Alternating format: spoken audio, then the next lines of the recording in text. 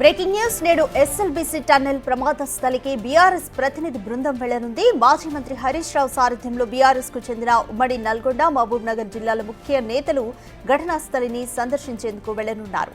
తెలంగాణ భవన్ నుంచి SLBC tunnel వరకు భారీ కాన్వాయ్తో చేరుకోనున్నారు. తమ వైపు నుంచి ప్రభుత్వానికి అవసరమైన సూచనలు చేయడానికి ఘటనా స్థలానికి వెళ్లాలని కేసీఆర్ ఆదేశించారని వివరించారు. సొరంగంలో చిక్కుకున్న జార్ఖండ్, ఉత్తరప్రదేశ్, పంజాబ్, జమ్మూ కశ్మీర్ రాష్ట్రాలకు చెందిన 8 మంది కార్మికులు, సిబ్బంది కుటుంబాలకు ధైర్యం చెప్పడం తక్షణ అవసరమని అన్నారు. సహాయక చర్యలను పరిశీలించి తమ వైపు నుంచి ప్రభుత్వానికి అవసరమైన సూచనలు చేయడానికి ఘటనా స్థలికి వెళ్లాలని పార్టీ అధినేత కేసీఆర్ ఆదేశించారని వివరించారు. తమ పర్యటనకు రాజకీయ ఉద్దేశం ఏమీ లేదని చెబుతున్నారు.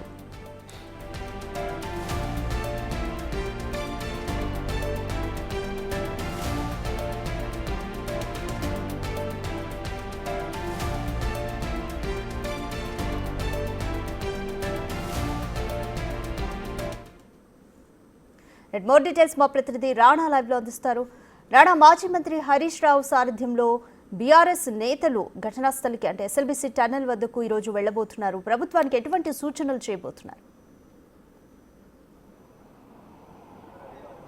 ఆరో రోజు ఇవాళ రెస్క్యూ ఆపరేషన్ జరుగుతున్న నేపథ్యంలో బీఆర్ఎస్ నేతలు ఇవాళ మాజీ మంత్రులు, మాజీ ఎమ్మెల్యేలతో పాటు కూడా హరీష్ రావు పెద్ద ఎత్తున కూడా ఇక్కడ టన్నెల్ వద్ద ప్రమాదం జరిగిన చోటకి రావడానికి ఆయన ప్రయత్నాలు చేస్తున్నారు. మరోవైపు ఇక్కడ పూర్తిగా ఆంక్షలు అనేది జరిగాయి. ఎందుకంటే నిన్న ప్రభుత్వం 48 గంటల పాటు ఒక డెడ్ లైన్ విధించుకున్నటువంటి నేపథ్యంలో, ఎందుకంటే ఆపరేషన్ జరుగుతున్నటువంటి ఆ రెస్క్యూ దీంట్లో ఎవరిని అనుమతించకుండా కేవలం రెస్క్యూ ఆపరేషన్లో పాల్గొంటున్నటువంటి అధికారులు లేకపోతే ఆ టీమ్స్ వీరిని మాత్రం ఆఫీసర్స్ మాత్రమే కింద టన్నెల్ వద్దకి అనుమతిస్తున్నారు. మిగతా ఎవరిని కూడా అనుమతించడం లేదు. ఎందుకంటే ఆ రోజు నుంచి కూడా చాలా తీవ్రంగా శ్రమిస్తున్న నేపథ్యంలో కింద ఎవరికి వెళ్ళినా కూడా అక్కడ ఇబ్బందికరమైన పరిస్థితుల్లో అక్కడ రెస్క్యూ ఆపరేషన్కి విఘాతం కలుగుతున్న ఉద్దేశంతో కూడా పోలీసులు ఆంక్షలు అనేది పెట్టుకున్నటువంటి నేపథ్యం కాబట్టి ఇప్పుడు నా విజువల్ చూపిస్తున్నాం.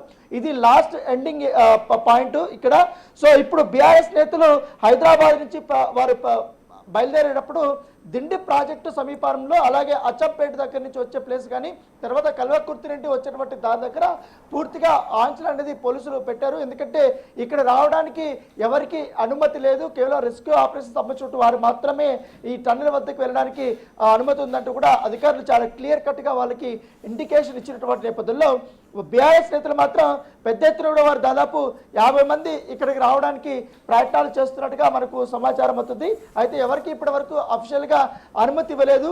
ఒకవేళ కానీ అనుమతిస్తే మాత్రం హరీష్ రావుని వారికి ఒక 5 మందికి మాత్రం లోపలికి వెళ్ళడానికి ఇక్కడ వరకు రావడానికి అనుమతి ఇచ్చే అవకాశం ఉంది. దాంతోపాటు రెస్క్యూ ఆపరేషన్ గత 6 రోజుల నుంచి ఏ విధంగా జరుగుతుంది, ఏ టీమ్స్ ఇక్కడికి వచ్చాయి, ఎలాంటి నిపుణులు నిష్ణాతులు ఇక్కడికి వచ్చి ఈ రెస్క్యూ ఆపరేషన్ చేస్తున్నారు అన్న దానిపై కూడా వారికి వివరించే అవకాశం ఉంది. ఒకవేళ టన్నెల్ వద్దకి వారు కానీ వెళ్ళాలనుకుంటే మాత్రం ఖచ్చితంగా ఇక్కడ ఉన్నటువంటి అధికారుల యొక్క పర్మిషన్ అనేది తీసుకోవాల్సినటువంటి అవసరం ఉంటుంది. కాబట్టి వారు ఇప్పుడు హరీష్ రావుని అనుమతిస్తారా లేదా అనేది కూడా ఒక సస్పెన్స్ అయితే కొనసాగుతుంది. సో దానికోసం ఇప్పుడు ఇవాళ భారీ భద్రత అనేది కూడా ఏర్పాటు చేసుకున్నారు. గత 6 రోజుల నుంచి కూడా ఎక్కువ మంది టీమ్స్ అనేది రేయింపవళ్ళు పనిచేస్తున్నటువంటి నేపథ్యంలో వారికి కూడా సెక్యూరిటీ అనేది కల్పించారు. దాంతోపాటు ఇదంతా కూడా కొండ ప్రాంతము, ఇది రిస్ట్రిక్టెడ్ ఏరియా కాబట్టి పైగా ఇక్కడ దారి కూడా సరిగా ఉండదు టన్నెల్ వద్దకు వెళ్ళేటప్పుడు.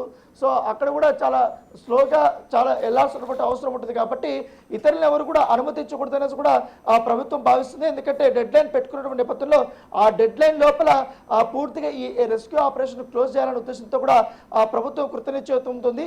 ఈ నేపథ్యంలో ఒకవేళ మంత్రులు కూడా వచ్చినా కూడా టన్నెల్ వద్దకు వెళ్లకుండా కేవలం కమాండ్ కంట్రోల్ రూమ్ వద్దకు మాత్రం ఉండి అక్కడ అధికారులతో సమీక్ష సమావేశం నిర్వహించాలని కూడా వారు నిర్ణయించారు. కేవలం ఇప్పుడు అది ప్రభుత్వం నిర్ణయం ఇచ్చినటువంటి ఎవరైతే ఆఫీసర్స్ ఉన్నారో ఎస్పీలు కానీ కలెక్టర్లు కానీ లేకపోతే ఇతరకు సంబంధించిన డిపార్ట్మెంట్ అధికారులు ఎవరుతున్నారో వారికి మాత్రమే లోపలికి అనుమతి ఇచ్చారు. సో వారు కూడా కార్లు కూడా పక్కన పెట్టేసి వెళ్లాల్సినటువంటి అవసరం ఉంటుంది. కేవలం కొంతమందికి మాత్రమే అక్కడ పంపించారు. అక్కడ కేవలం NDRF, SDRF, navy, army, railway సంబంధించిన వారు, రోడ్ ట్రాన్స్పోర్ట్ సంబంధించిన ఇండియన్ వారికి సంబంధించిన వారు, మిగతా డిపార్ట్మెంట్లు మాత్రం కొంతమందికి మాత్రమే లోపలికి అనుమతించడం నేపథ్యం కాబడుతుంది. సో ఇప్పుడు మరి కాసేపట్లో బీఆర్ఎస్ నేతలు అక్కడి నుంచి కూడా వాళ్ళు తమ ప్రయాణం ప్రారంభించినటువంటి నేపథ్యంలో అడ్డుకుంటారా, ఇక్కడి వరకు అనుమతిస్తారో కూడా వేచి చూడాల్సిన అవసరం ఉంది. Thank you Rana.